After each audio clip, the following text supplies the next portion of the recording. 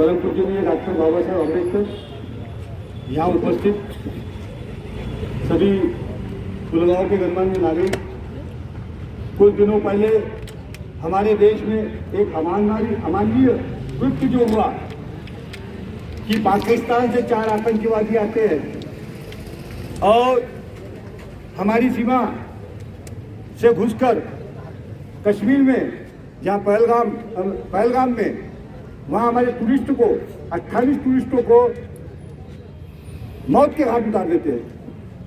ये दोस्तों, इस घटना की जितनी भत्सना की जाए, जितनी निंदा की जाए, उतनी कम है।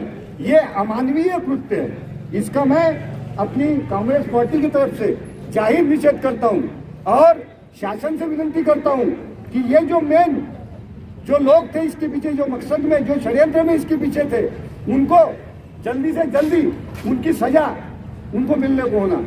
और आज जब अशफाक सर ने शेर बोला, किसी ने कहा है कि सरहदों पर तनाव है क्या? सरहदों पर तनाव है क्या? पता तो करो, कहीं चुनाव है क्या? कहीं चुनाव है क्या? ये एक षड्यंत्र का मुद्दा है। मेरी बात को आप ध्यान से सुनना।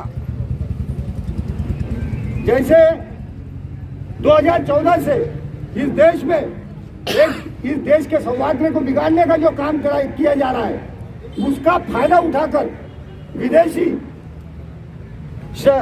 शक्ति, आतंकवादी शक्ति, पाकिस्तानी शक्ति, वो हमारे देश में एक गृह युद्ध का वातावरण तैयार करना चाहती है।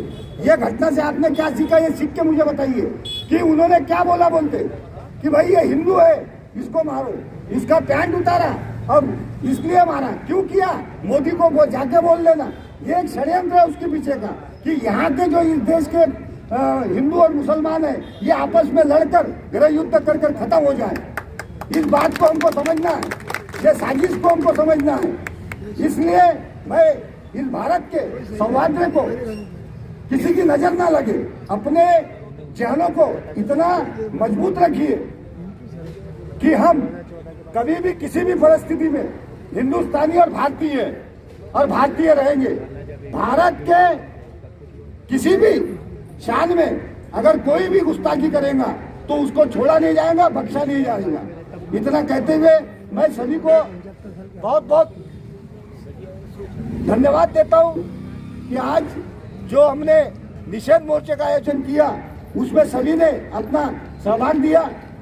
उसी के साथ मैं अपने 2 शब्दों को विराम देने के पूर्व, जो हमारे मृत अपने पहलगाम में हुए, उनकी पवित्र आत्मा को चिर शांति मिले, ऐसी ईश्वर से प्रार्थना करता हूं। और उसी के साथ हमारे वकील संघ के अपने अब्दुल सलीम भाई, उनसे विनती करता हूं कि अपना आभार प्रदर्शन और अपने 2 शब्द करके राष्ट्रगान करके कार्यक्रम की समाप्ति।